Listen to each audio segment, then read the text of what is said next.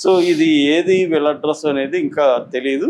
అయితే వాళ్ళు 2 రోజులుగా బంధువులతో మాట్లాడినట్టుగా కూడా వాళ్ళు అనుకుంటున్నారు. వాళ్ళ దగ్గర 6,60,000 డబ్బులు కూడా దొరికింది. సో ఇంత డబ్బు తీసుకొని వీళ్ళు కాశీ ఎందుకు వచ్చారు అనేది ఒక అనుమానం. సో ఇప్పుడు ఏంటంటే ఇదేమన్నా ఎవరైనా వీళ్ళని విషమిచ్చి చంపారా అనేది అనుమానం. అందుకని సీసీటీవీ ఫుటేజ్లు అవన్నీ కూడా ఇప్పుడు పరిశీలిస్తున్నారు. రెండవది ఏమన్నా వాళ్ళ మెడిసిన్స్ కూడా ఉన్నాయి, వాటికి సంబంధించిన చిట్లు అవి ఉన్నాయి. దాంట్లో ఏమన్నా మెడిసిన్స్ వీళ్ళకి రియాక్ట్ అయ్యి చనిపోయారా, ఎందుకంటే ఇంత డబ్బులు పెట్టుకొని వీళ్ళు ఇక్కడికి వచ్చి ఎందుకు చచ్చిపోతారు ఈ ఏజ్లో అనే ఒక అనుమానం ఉంది. అందుకని బై మిస్టేక్ ఏమన్నా మెడిసిన్స్ వల్ల ఏమన్నా చనిపోయారా అనేది కూడా టాక్సికాలజీ రిపోర్ట్ వస్తే తేలుతుంది. సో టాక్సికాలజీ రావాలి, సీసీటీవీ ఫుటేజీలు రావాలి, వీళ్ళ ఈ ఫ్యామిలీ మెంబర్స్ కాంటాక్ట్ తెలియాలి. ఇవన్నీ తెలిస్తే కానీ కాజ్ ఆఫ్ డెత్ అనేది ఎస్టాబ్లిష్ కాదు. అంటే సూసైడా, చంపారా, యాక్సిడెంటా అనేది తెలియాలంటే ఇవన్నీ ఈ సమాచారం అంతా తెలియాలి. అంటే ఫోరెన్సిక్ సైన్స్ ల్యాబ్ రిపోర్ట్ రావాలి, టాక్సికాలజీ రావాలి, సీసీటీవీ ఫుటేజ్లు అన్నీ చూడాలి, వీళ్ళ బంధువులతో సంబంధాల్లోకి వెళ్ళాలి. వెళ్ళి ఇవన్నీ ఎంక్వైరీ చేస్తే కానీ ఇది రాదు. కాబట్టి it is a time taking process. మామూలుగా అయితే ఈ ఏజ్ గ్రూప్లో జనరల్గా చాలామంది కాశీకి తీసుకెళ్ళున్నాను, నేను అక్కడే చనిపోతా అని ముసలి వాళ్ళు ఎక్కువ మంది కాశీకి తీసుకుపోమని చెప్తారు. అంటే కాశీలో చనిపోతే, వారణాసిలో చనిపోతే మోక్షం వస్తుంది అనేది ఎప్పటి నుంచో ఉంది. అందుకనే మనకి కాశీకి పోయినోడు కాటికి పోయినోడు తిరిగి రారనే ఒక సామెత కూడా ఉంటుంది. కాశీకి పోయాడంటే ఇంకా రారు అన్నది, అంటే రావద్దు అనుకున్న వాళ్ళే పోతారు. దీన్నే సూసైడ్ టూరిజం అని కూడా పిలుస్తున్నారు. సూసైడ్ టూరిజం అంటే సూసైడ్ చేసుకోవడానికి అక్కడికి వెళ్ళడం, అక్కడ వెయిటింగ్ ఫర్ డెత్, ఎక్కడో ఒక చిన్న ఇది తీసుకోవడం, అక్కడ అలా వెయిట్ చేసి చావు వరకు అలాగే ఉండి కొన్ని నెలలు, సంవత్సరం. ఇవి చాలా సినిమాల్లో కూడా, మసాన్ లాంటి సినిమాలు వచ్చింది. మా friend Munikrishna journey to Kashi అని ఒక సినిమా తీశాడు. సో ఇలాగా అనేక సినిమాల్లో ఈ డిస్కషన్ కూడా ఉంటుంది మనకి. అక్కడ సూసైడ్ శవాలు తగలబడ్డం ఇవన్నీ కూడా కనిపిస్తాయి.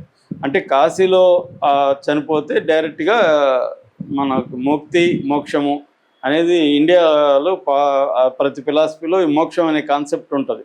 అంటే జీవితంలో సరే సైకిల్స్ అంటారు. మన ఫిలాసఫీ ఏంటంటే అనేక పుట్టుకలు ఉంటాయి, పునర్జన్మలు ఉంటాయి. పునర్జన్మలు లేకుండా, అసలు పునర్జన్మే లేకుండా, జన్మే లేకుండా ఉండడాన్ని మోక్షం అంటారు. సో అలాంటి మోక్షం కాశీలో అయితే ఈజీగా దొరుకుతుంది అనేది ఒక, ప్రతి స్థలానికి ఒక స్థల పురాణం ఉంటుంది కదా, స్థల ప్రత్యేకత ఉంటుంది. అలాగా ఒక నమ్మకం. అలాగే చాలామంది కాశీకి వెళ్ళి చనిపోతుంటారు. కొంతమంది హెల్త్ ఇష్యూస్ ఉండేవాళ్ళు, చనిపోదాం అనుకున్న వాళ్ళు కూడా కాశీకి వెళ్ళి చనిపోతే మనకి ఎట్లాగూ చనిపోవాలనుకుంటున్నాం, అక్కడికి పోయి చనిపోతే బాగున్నాం. అట్లా వీళ్ళిద్దరికి ఏమైనా సమస్యలు ఉన్నాయా, అసలు వీళ్ళిద్దరికి పెళ్లిళ్ళు అయినాయా, వాళ్ళకి ఏమైనా 46, 38, బ్రదర్ కి 46, అమ్మాయికి 38. అంటే లేడీకి పెళ్లి 46 కూడా అయి ఉండాలి. సో అయ్యిందా లేదా, లేకపోతే పెళ్లి కాకపోవడం వల్ల వచ్చిన సమస్యల, అన్న చెల్లెలు ఇద్దరు ఎందుకు చనిపోదాం అనుకున్నారు, ఒకవేళ ఆత్మహత్య అయితే. సో ఇవన్నీ తెలియాల్సి ఉంది. ఇంత డబ్బులు ఎందుకు తీసుకెళ్లారు, ఒకవేళ ముందే చనిపోవాలనే ప్లాన్ ఉందా, లేకపోతే అక్కడికి పోయినాక మనసు మార్చుకొని చనిపోదాం అనుకున్నారా, ఇవన్నీ ఇప్పుడు ఎస్టాబ్లిష్ చేయాల్సిన అవసరం అయితే ఉంది. మామూలుగా అయితే కాశీకి చాలా మంది వెళ్ళి, నేను ఇందాక చెప్పినట్టు సూసైడ్ టూరిస్టులు బాగానే పెరుగుతున్నారు అని చెప్తున్నారు. ఇది ఒక ఇబ్బంది కూడా పోలీసులకి అక్కడ. ఎందుకంటే వాళ్ళు చాలా మంది ఏంటంటే వాళ్ళ బంధువులు, వాళ్ళ వివరాలు ఏమి లేకుండా అనామకంగా చనిపోవడానికి ఇష్టపడతారు. మళ్ళీ ఇబ్బంది పెట్టడానికి లేకుండా చాలా మంది వెళ్ళిపోతారు. వీళ్ళన్నీ క్యారీ చేశారు సార్, వీళ్ళన్నీ పెట్టుకున్నారు. ల్యాప్టాప్ ఉంది, కార్డ్స్ ఉన్నాయి, ఫోన్స్ ఉన్నాయి, అన్ని ఉన్నాయి. సో దీని నుంచి వీళ్ళు ఇప్పుడు ట్రై చేస్తున్నారు, దాంట్లో ఏమన్నా దొరుకుతాయా, మీ ఇమెయిల్స్ కానీ ఏమన్నా అనేసి. ఫోన్స్ ద్వారా కూడా దొరికాయి. ఇప్పటికైతే ఫోన్స్ లో కూడా వీళ్ళు చేసినట్టు ఉంది కానీ, కాల్స్ అంటున్నారు కానీ దాంట్లో అయితే ఏమి డిలీట్ చేసినట్టుగా ఉంది.